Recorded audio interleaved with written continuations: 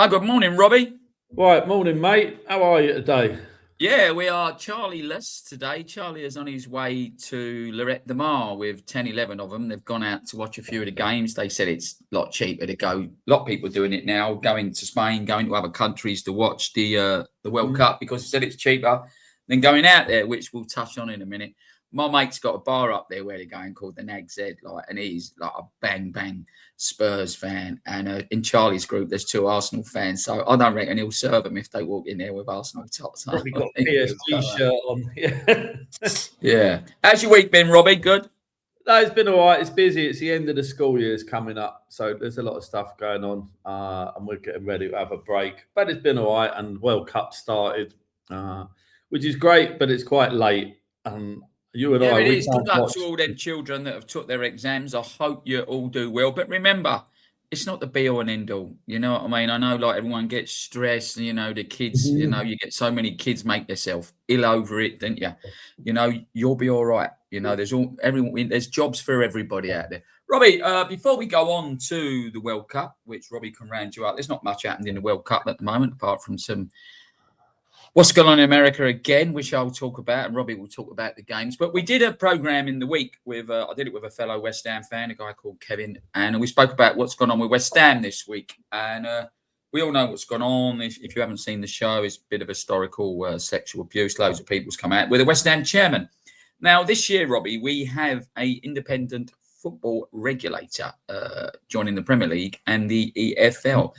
And apparently they're going to, obviously without even looking into finances, etc., they can also look into owners who are going to come into the clubs, see if they are morally correct, see if they think they can be owners. We know what they're going to be looking at because of what's gone on with the likes of City and Newcastle, etc. Do you think this is right, or do you think if teams are in a bit of trouble and people come in and they take over? We know when Ken Bates years ago, I think, did he buy Chelsea for £1? But he had to take all the debts on, didn't he? Do you think that's right, Robbie, or do you think that if the team's in trouble and someone comes in and they want to take over a team, it should just be done, or do you think there should be a regulator?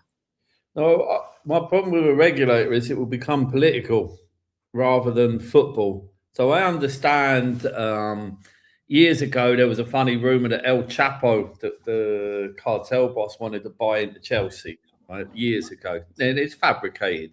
And as much as it's funny, you can't have a gangster taking over a club. But the other side of it is when Abramovich was forced to leave because of the British government without any real proof,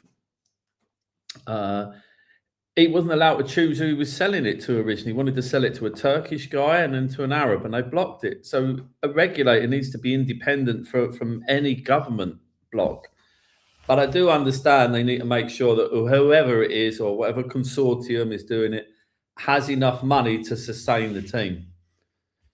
Oh, back you go. I mean, a lot of this stuff, what's happened with David Sullivan was in the 70s and 80s. I mean, they're all allegations, of course. He said he's going to fight it. At the moment, he owns 40% shareholding. Daniel Kretinsky this week has taken out more shares off the Golds, and he's got 42%. And he says he wants to move West Ham on. Now, I don't know if anyone knows about Daniel Kretinsky. He's a Czech investor. When everyone was coming away from the coal mines and all the old oil wells and they were shutting them up, he bought them all, right? Reopened them again, made himself nearly 10 billion. When everyone was going away from the Royal Mail, stamps, I think the first class stamps 180 now, and everyone's going to digital. He's bought the Royal Mail. Now, he's a serial investor. A lot of people think that he's going to be the saviour of West Ham. I actually think when he bought the club, he had an agenda. I do hope he's got nothing to do with these allegations that's come out about Sullivan, which I find really strange at the moment, because obviously, because West Ham went down, the share price would have dropped, and there's rumours around that he wants to buy the ground, and it's being paid for at the moment by the London taxpayers, isn't it? And West Ham just rent the ground for $3 million a year. But there's rumours around he wants to take over the site, which is worth billions, by the way. Obviously, you'd have to buy it off the government or the London taxpayer and build West Ham a ground elsewhere. Now, whether or not you could build 2 or 3 grounds in there, and then with the infrastructure all around, make flats, don't think you need more retail because you have a lot more. There's got Westfield around there already, haven't you, with all the shops? So it's a bit of a strange times at West Ham, but I got a great response from people, and I don't know why people don't write in the comments. So for anyone that is watching this for the first time, I'm just going to briefly overlay. There was a Panorama program, and they added David Sullivan on some of the things he allegedly did. And they allegedly, especially with younger girls under 15, which I don't even remember. I never bought the sport. I don't even remember. I certainly wouldn't have looked at 15-year-old girls in it. But this guy sent me a message, and I think it sums a lot of stuff. I do want to read it because this guy, he fosters a lot of kids, and all through his life, him and his wife fostered a load of kids. They've got a young girl with them at the moment. And he put, great chat, mate. Very sad society we live in today. There are some people who think that because they have lots of money, they can get away with everything. Look at Epstein, etc. But also parents need to be more responsible. Going back to the parents going to Sullivan's house, yeah? Not that their young girls get involved with people like Sullivan and then they blame the police or the social services for not taking action. Family values and respect have broken down, and there's a general lack of discipline that is slowly getting worse. A lot of parents let their kids out of sight, out of mind, but blame everyone else when something goes wrong. When something bad happens to their kids. Sorry, 1 second. Well, when something happens to their kids or their kids get in trouble, like when the parents abuse kids, they blame police or social service for not stopping it. But it's the parents who did it are kept out of it and get a small sentence or community service, etc. We are slowly losing our democracy as people become apathetic and to basic standards of care and respect for people in society. Half the country doesn't even vote, but moan about everything.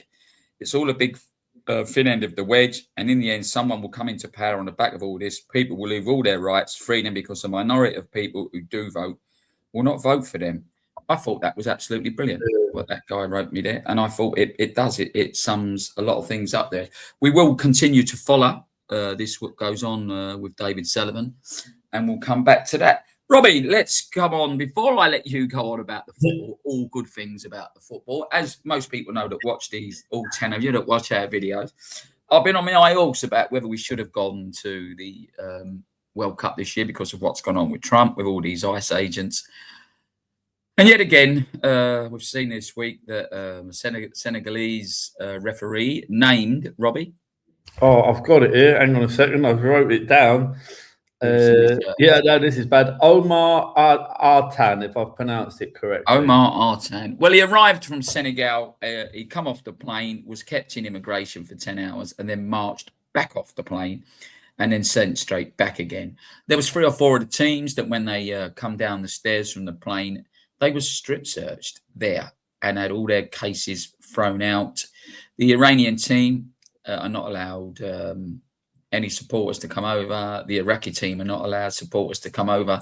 And the Iranian players are not allowed to stay in America. They have to go over to Canada and bust their way back. We see the Czech-South Korea game when there was loads and loads of empty seats because all the seats have been overpriced, where the blocks have been bought for corporate and no one's paying the money. That's my rant over. It's supposed to be a celebration of football, this, not a celebration of greed. And we all know what Trump's about. It's all about him, his family, and greed. Let's talk about football, Robbie. Tell us what's happened with the World Cup. How did it start off? Well, I've been watching on Mexican TV. But the opening ceremony in Mexico, I thought was great. I watched that with my boy. It wasn't an hour long, probably 15 minutes of music. I thought was good. Then the game got going, and I thought it was quite a good game. Mexico won, as we know. I thought South Africa were pretty poor. However, something in that game, there were 3 red cards in that game. And I think there were 4 in the whole of the last World Cup. So I do worry a bit about the level of refereeing in this. Now, out of those 3, I don't know if you've seen them all. The first one, I kind of got why it was a red card because of the position and the stuff like goal scoring opportunity. But the second one, he just puts his hand on his face. He hasn't slapped him. And the Mexican one, I thought the guy's he's not in control of the ball in a sense. He's definitely not going towards goal. It's not a goal scoring opportunity. But there you go. Whether that's VAR, it's a shame because these guys might not get another game in the World Cup. How many games are they out for after a red card, Robbie? one game ban they've got, and then you've got the final game. But for example, for Mexico, it was their captain, and their next game is against South Korea, which is the biggest game in that group. But South They Africa, look really good, South Korea, didn't they, Robbie? yeah, I watched highlights of that one because of the times, obviously. But they were okay. Came back from a goal behind, and they looked quite good. So really, for me, Mexico plays South Korea. That decides that group. We know that you've only really got to finish in the top three for some of the groups. You don't know, mind you, a great result. I mean, I don't suppose you stayed up for it either. A great result for Scotland last night, and we've got to wish them well in the tournament, haven't we? I haven't seen that. My boy predicted the 1-0 scoreline, though, and I didn't have a bet, so more for me. But I'm not going to be watching 3 o'clock in the morning. I did get. No, I ain't. Robbie, what have you seen with the fans? Have the fans took to this World Cup? Because a lot of the Brits, I know there's a lot of Brits that decided to book holidays. They decided to go on holidays and watch a lot of the game abroad in Spain, in Greece, Turkey, Italy, etc. Has it looked like the fans have bought into this tournament yet? Well, there were some there, and you will see. I bet there's some great videos of the Scots out. I've seen one with England fans. A friend of mine who's Colombian's there with loads of other Latinos in Miami, but there's a lot of Latinos that live there or are based there. Where I live, obviously, unfortunately, Poland didn't qualify, so it's pretty quiet. Yeah, didn't England have some equipment stolen? Yeah, I've read that, and apparently 2 guys have been arrested. But still, if that's a player's boots, and we know how superstitious a lot of these players are, so surely then, for all that money being charged and all of that, and America, where the security and the dogs and everything, where are they? You know, it's a bit farcical. I assume they would get it back. I guess it depends what country loses equipment, doesn't it? How the Americans react to it. Yeah, I mean, there's rumours going round. You know, I looked for they won 4-1, didn't they? Against Paraguay, and there's rumour goes around now that they threw the game. Paraguay. I don't know if it's true or not. And they're saying like, I don't know. Watch the highlights of that, mate. The US looked good in that. Paraguay were poor. I'm not saying the US are a great team, but they took the goals well. You know, I watched the Canada game the other day with Bosnia, and without being disrespectful, lower level teams. But the game was quite good to watch. But they're not great teams. They're not going to get far. We watched a bit of the Qatar-Switzerland game last night. Well, Switzerland should and could have been about 6-0 up before they let in a late goal, which also ruined my bet. So screw them. I didn't watch Brazil because that was early in the morning. But apparently Vinicius Jr. scored a cracker of a goal. Yeah, he's a bit. I've said this about Rashford. Like, he's very disruptive. And we had a player at West Ham for like 2 or 3 seasons, Lucas Paqueta, and everyone used to go, when did West Ham ever think they was going to have a Brazilian number 10? And I used to say to everyone, well, because Brazil ain't a good side at the moment. And certainly if Lucas Paqueta is Brazil's best number 10, then they must be quite a poor side. You know, I mean, when he come in, Paqueta, he done a few tricks here and there. He put the ball through for Bowen when West Ham can't run the Conference Cup. We all know, really, he lost his form when he got accused of a betting scandal, and which he was cleared, but it truly sort of like he ended up crying on the pitch one day when we got booked again, and he sort of lost the plot. And really, I don't know what happened with the FA there, because if I was West Ham, I would have sued the FA, because just before he got accused, City offered 80 million for him. But I think Brazil, you know, if you remember the great Brazil sides, they always had, great flair players. And like with Vinicius Jr. being their most skillful player, I don't think they're going to go far in this tournament, Robbie. No, and Jamie predicted it the other week. And I didn't think beating Morocco was a given. They got the semi-finals last time. They're a strong team. And probably, I haven't seen it all, but probably deserve their draw, but from what I've read. And that opens that group up. You see? Yeah, it does. But I mean, we've said it before. You can still finish third and possibly qualify. I don't want to go the ins and outs. It's ridiculous. It's 48 teams. It's your route.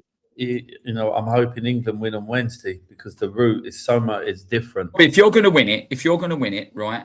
It doesn't matter who you play. Let's be fair. The last few tournaments when England have done well, we have had an easy route through. An easy route through. Yeah, We can argue that, but the other way I'm looking at it is game management. You've got to play. If you're playing France, and then if you win that, you're playing Spain next. You might have the momentum, but have they got the legs in them? It's incredibly Don't hot. start with that, Robbie. Don't start with their legs, man, right? They've just finished the Charlie season. right now is laughing. Crap. As Like, Charlie's the listening heat to might this- be a problem. Charlie, leave Not- us a comment with some laughing emojis, right? He will do. Right, Robbie, I'll tell you what we'll do then, right? Seeing as you're going on that these poor players, on their £100 a week, can't run around for 90 minutes and then play again. Yeah. What do Tour de France guys do? They go out and do like 350, 400 kilometers a day, uphill, up the biggest hills everywhere. Do it again for the next 5 days. I love paddle, me. I like watching paddle. They play the two for, look at tennis players, 5 hours at a time. Then next day they play again. Don't start that. Robbie, I want to go back. Listen, me and you, I was 4. You weren't even thought of, right, when England won the World Cup. But I looked at the team this morning. Now, we've seen replays and we know lots about the players. So we can only assume what Tuchel's team going to be. You can pick what team you'd play as the England, if you was England manager. But I want to go back to the 66 team. Have you watched replays of it, Robbie, the game? I've seen it, yeah. Obviously, I never saw these players live. I've seen it, and I've seen the football and some of the pitches and a few of the other games in that tournament. I think it was Argentina kicking everyone. Eusebio got booted out of the tournament from the grainy videos I've seen. But I couldn't comment too much on them because I never saw them. I never saw them week in, week out. He called them animals, didn't he? Alf Ramsey called the Argentine team animals. Yeah. And then before the game against England, they went round to all the schools. They was going around all the schools doing visits, doing a little, kick around with the kids and all that. So in the newspapers, it was how great they was and, what an idiot, right?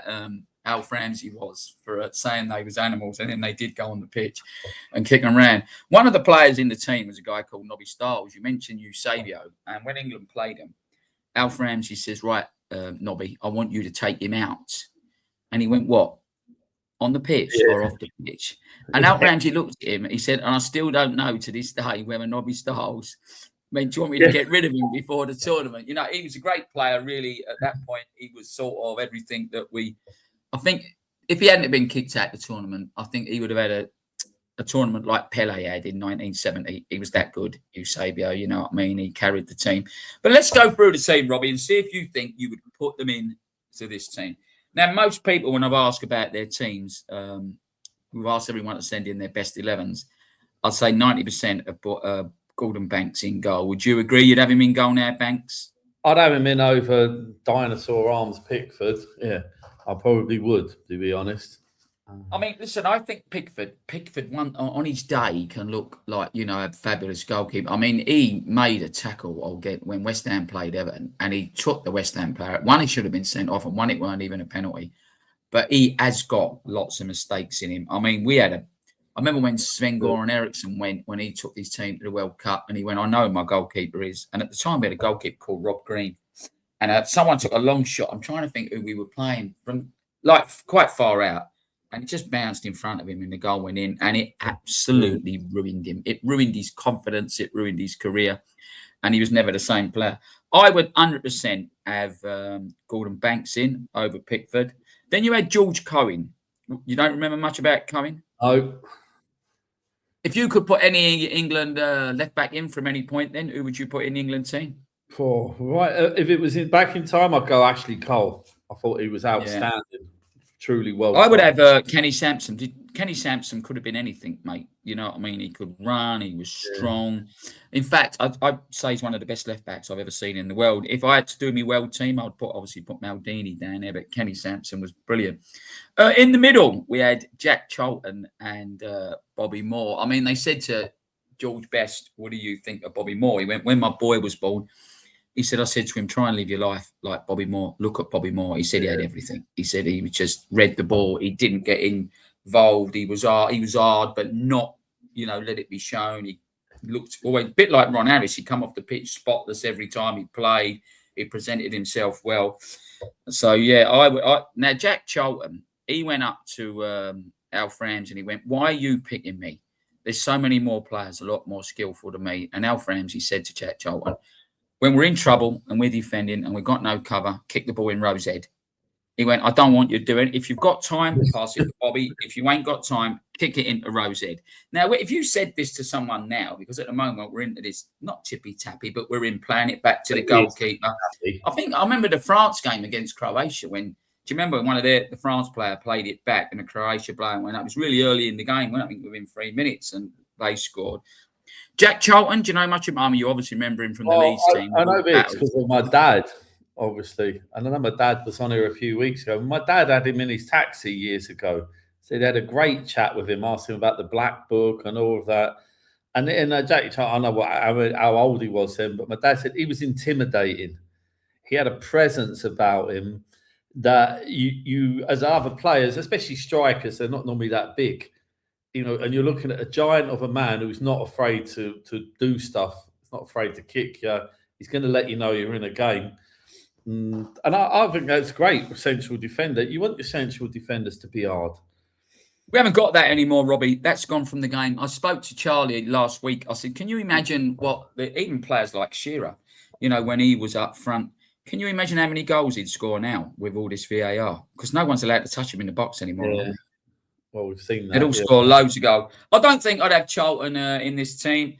I mean, but if it's over the current one or in the past, because if I think Gooey's quite a good defender out of what we've got.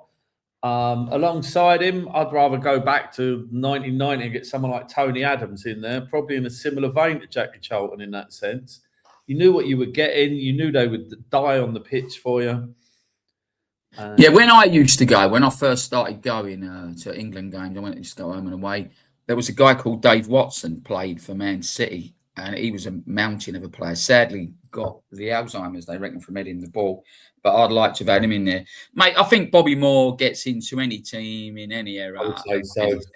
Yeah, and as captain as well. Yeah, I'll get him in. Then on the right back, we had Ray Wilson. I mean, I always thought that I'd like to have put Des Walker as a right back because I thought he was brilliant. He had so much pace. He was a bit like I just can't think of Kyle Walker of his time. The pace he had. No one got by him. He didn't really have that.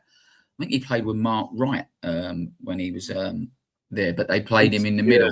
But yeah, I'd like to have had. If I could have done, if I had a team, I'd have put Des Walker there. Who would you have played at the right back, Robbie? Well, right back for England's quite difficult, actually. I was thinking of the team players there now. You see, I look at there. Reece James is there now. He won't stay fit for 8 games. But if he was, he'd be great at it. I think he's a great player. I know he's Chelsea and that, but I think he's a great player. Yeah, I agree. It's difficult with left back because you could be going, Stuart Pearce, memorable players. Right back's a bit difficult, to be honest. I don't know if I can really argue that. Gary Neville. The two midfielders at the time. People, you go on. You said earlier on, when you was talking about they're not going to be able to play all these amount of games. Don't forget, this was a point in '66 when there was no substitutes allowed. So for the team that started was the team that had to finish. And it was simple as that. 1970 was the first time substitutes were allowed at the World Cup. We had 2 players, Alan Ball and Nobby Stiles. I think Nobby Stiles was 5'5". Like, he used to take his teeth out. He had no teeth. He used to wear glasses. When he weren't wearing glasses, he looked a bit boss-eyed. Played with Man United, and Alan Ball at the time was Everton. I mean, he was. I rated Ball. I really did. I mean, who would you have at the moment? Who would you put in? Who's going to play for Tuchel? Sorry, at the centre midfield, and would Ball and Stiles in there? He's going to play Declan Rice. I can't see anyone other than that. Just he's had a great season for Arsenal. I think he'll play him. I don't know who he plays alongside him, to be honest. Because if he puts Jordan Henderson in, we might as well not bother watching it. Because I don't think he's got a full game in him, Jordan Henderson, Robbie. Yeah. I think 80 minutes, 50 minutes. See, and if you're comparing them, really, Rice is probably the only one there in the centre, I think, anyway. The attacking one. I really do believe, Robbie, that Alan Ball and Nobby Stiles could not play this football that we've got now. I mean, I went to I used to go to Butlins, when I was a kid and that. And he always did the camps, like they do football coaching schools, and it was always Alan Ball. He had a funny voice, but he was such an unsung hero. You don't hear much said about Alan Ball, and I think at the long with Nobby style, I mean, he did a dance at the end with the World Cup, and he's sort of skipping along. Do you know what I mean? Like you very rarely see kids skipping anymore, do you? That's weird. You talk about skipping. I mean, you know, but I mean, Bobby Charlton, right? And you can play him as an 8, you can play him as a 10, you can play him wherever you want. I actually think he was one of the greatest all-round footballers of any era, of any time. Good left foot, good right foot, and in the air. And I think he made George Best looked as good as he did as well. And I think he gets in any team. He'd easily get into this England team. And he always come up with a goal if you needed one, Bobby. I was going to say, he brings goals, or he brought goals, and important goals, and outside the box and all of that. He could shoot from anywhere. From videos I've seen, I think he would make any England team. And you probably could play him in midfield there. You could play him back a bit and have an extra attacker, because we know how my fantasy teams look. They're all attack based, aren't they? Yeah, I'd play him as a 10. I think I'd play Bobby Charlton as a 10, because I think, like, at the end of the day, you need to score goals to win these tournaments. It's no good. I mean, was it Portugal won a title and only scored 1 goal, didn't they, during normal time? Yeah, in the Euros. And then you had Martin Peters, and Alf Ramsey said he was years and years and years ahead of his time. Martin Peters, one of those central midfielders that used to arrive late in the box, started at West Ham, and then he signed for Spurs a few years later. But he used to glide anywhere. He looked very, very tall, very, very slim, Martin Peters. And he was another one that he had a build like Darren Anderson. You know what I mean? And Darren Anderson, he couldn't take the physical side of football, could he? You know, whereas Martin Peters could. I think he gets in at any time. And obviously, the most controversial pick before the World Cup final was Geoff Hurst over Jimmy Greaves. Now, Jimmy Greaves' scoring record for games per game was absolutely fabulous. I don't think anyone realised at the time that he had problems with the drink. Yeah. But Geoff Hurst went on and scored a hat-trick, the only person to ever score a hat-trick until, obviously, the last one, where Kylian Mbappe decided to turn up for the last 10 minutes, didn't he, against France. Geoff Hurst, does he get up front, in front of... I don't think he gets in front of Harry Kane. I don't think so, especially the season Kane's just had. And I hope he carries that form in and a bit of mentality as well into the squad from Bayern Munich. I don't think many... I mean, we talk about people like Shearer and that, but at the minute, Kane's a world-class striker. Probably the only truly world-class player in that squad, if you're looking at when you compare them to people in other squads as well. So I don't think any England striker gets past to Kane. Especially I've been saying it for years, Robbie. I think all of a sudden, and we can't keep blaming Guardiola, because you don't have to play that football. You know, the Italians blame their demise on that they always built on defence and never attacked. But I think when you look at world football, there is a dearth of world-class strikers now. Yeah, there is. The game's changed. But that's where our pick came, because he can both feet, takes penalties, free kicks, he can head the ball. I think since he's moved to Munich, I think his game's developed. Because sometimes it used to bug me for England, especially when Southgate was there, Kane would be going back into the centre circle to get the ball. And he's no good there. I don't want him there. I want him up front. Because 100%. Games, I mean, you can see some games are going to be really tight, and one... either a bit of magic or a great pass can win the game. And if we've got one chance in a game for England, then you want on the end of it, you want Harry Kane on the end of it. Yeah, I agree. I do think the wide players for us, they've lost form at the wrong time for us, and I really do hope that they are going to have to get the ball. They're going to have to do a lot of work. Tuchel, is he going to play defensive? Is he going to be a bit like Southgate? Does he really care? And if we win games 1-0, will we care? I mean, West Ham, my team, certainly can't hold on to a lead. If we could be 4-0 up, and we couldn't hold on to it. I mean, I know from when he was at Chelsea and we watched him, I don't think he's going to play out naturally to be defensive. He's going to want it to be tight. But I do think, as a manager, he's won some big trophies, particularly beating Man City in that Champions League and beating Madrid in the semi-final. He masterminded that. And so I do. Then he got the sack, Robbie. Well, that was the Americans coming in because they wanted to go in the changing room at half-time, wasn't it? And he carried the club. It was all the thing. And he was saying, I don't want the owners in here at half-time. I want the team in here. You know, and it was stupid because they sacked an elite manager, and ever since then, the club's gone backwards. So that's a moan for another day. But Yeah, I agree. And the last player in the 1966 team, Robbie, was Roger Hunt. He was a striker for Liverpool. Did his bit in the final. Are we going to play two up front, or are we going to just play Kane as one man up front? I think he's going to play Kane and then either look at if he's got Bellingham or Rodgers. And I think Rodgers has been on fire this season as well. I think he's going to have one of them two behind him somewhere. My worry for England is how these wingers work. Because I've said that. Yeah. Saka fully fit. Anthony Gordon, I mean, Barcelona paid 70 million for him, and I think Newcastle must be rubbing their hands with that.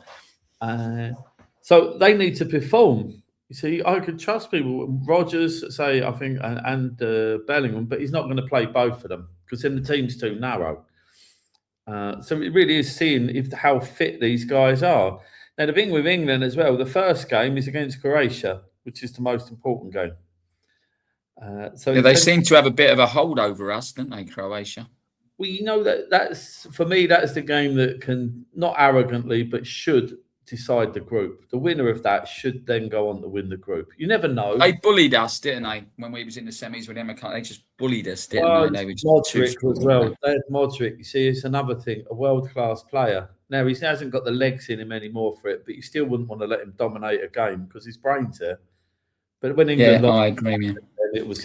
I think if I was Tuchel, I mean, obviously I see a lot of Declan Rice at West Ham, and when he played as a sitting CDM, the amount of space he covers on the pitch, and especially when it was down left side, he would forever be in the last man. We had a player called Aaron Cresswell was coming to the end of his career at West Ham, and he was getting slower. I mean, beautiful left foot, but like he would cover him and curry him and curry him. Do you lose Rice's goal threats maybe going forward? Then maybe, yeah. But if he's going to play tight, I would definitely play Declan Rice just sitting in front of back four, back three. I think he's missed a trick not taking Harry Kane. I think if you need a centre back to get you a goal late on, Maguire, throw Kane on. You throw Maguire on, yeah. Well, I think in midfield, what's he got? I mean, me, your option really, it has to be that Anderson because he hasn't taken the guy from Palace, Wharton. So surely he's got to be playing Anderson alongside Rice there. I can't see any other way around that unless he changes the formation. That Wharton would have been a good one to take instead of Henderson. Then you'd be able to switch them. Because while I'm saying they've got to play a lot of games, you could rest one in another game. Yeah. I think you've got to get the team right. I've said it before. You need a balance in a team, and I had a big argument with some guys about Thomas Souček this week being in the West Ham team. But I think he just brings you a bit of balance. I remember Gareth Southgate saying, Declan Rice saying after player unless Calvin Phillips is beside him, and I went no. Declan Rice does 90% of the work, and that's what makes Calvin Phillips look good. You always knew he was going to get booked. What did he do afterwards? You know, we had him. I think he played 3 games for West Ham on loan and cost us $5 million. And he was useless. I think he's on a career of big money at Ipswich, you know, a lot of money. And I hear this week that what's the name manager has gone? Fulham, Marco Silva. I'd have liked him at West Ham. He's gone to Benfica. Yeah, I think he's a good coach. I was reading rumours about it because I think a lot of clubs would have looked at him as well. But I think what it was, he wanted Fulham to show more ambition. And I can understand that as a manager wanting to do better. And obviously he's Portuguese, isn't he? So going to Benfica, he's walking into a top job. And I thought he did well at Fulham. Now that problem is who they replace it with, because you don't want to replace him with someone that's going to drag him down. Yeah. Robbie, when you're speaking about Harry Kane, sorry, I just went off track then. When I was, you were saying about he's become a better player. I thought Daniel Levy pulled Bayern Munich's pants down when he got 100 million for him at that age. Do you know what I mean? How wrong was I? But do you not think that Kane has looked a lot better and has scored a lot more goals because he's surrounded by a lot of better players than he was at Spurs? I'm not being disrespectful to Spurs because I think the last 2 seasons. No, hold on. The last 2 seasons at Tottenham, Harry Kane dropped. Harry copped. He dropped a lot, and he was great football brain, and he was laying the ball off for Son. You know, I can't remember his own name. Good player. Son was a great player. Yeah, so but he when Kane left, he weren't as good anymore, was he? He has got better players around him, but I think a lot of it as well is the mentality. He's gone to Bayern Munich, a team that are used to winning. I mean, they must win the league almost every year there. and they've won Champions Leagues and stuff like that and cups. And I think it's a mentality thing that changed a lot of him, and the fact that probably the coaching level of you don't need to run back to midfield because someone else's job is to do that. Because I always found England a bit chaotic. Even under Southgate, it was defensive and kind of with no real idea half of the time of what to do with the ball. And I'm sure that Tuchel's got a plan there that must end a lot of with getting the ball to Kane. But the other players need to know where he is on the pitch and a bit of pace in the game because Kane is not the quickest player, but the ball around him needs to be.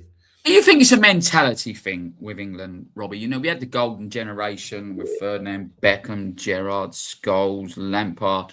We had some fantastic players. And Rio Ferdinand always says, look, they blamed us, the golden generation, but we was never set up right, whoever, And I said, well, it was not. You had loads of different managers. Do you keep blaming it? I remember the Euros, Robbie, when we played Italy in the final. And we went 1-0 up earlier on, didn't we? When Luke shot, they looked in disarray. The Italian. And don't forget, this was teams. This Italian team hadn't even qualified for World Cups. And then he just, my mate, like I didn't go, I was over it. And he went. The minute they scored, he parked the bus on the halfway line. He brought everybody back. He said, and he just pulled on pressure. What I'm saying is, do you think the mentality of the English now is we're getting so far, we ain't going to win it? I remember on before we played Croatia, and all the commentators and the Ian Wrights and all them, they was going, no, we're going to beat them, we're going to get to the final, blah, blah, blah. And then it's psychologically, we just couldn't do it. Do you think it's psychological with the England players, or do you think Rio Ferdinand's right and we've never been set up right? No, I don't often agree with Ferdinand. It's a mixture, but when you look back, like Ericsson was there far too long.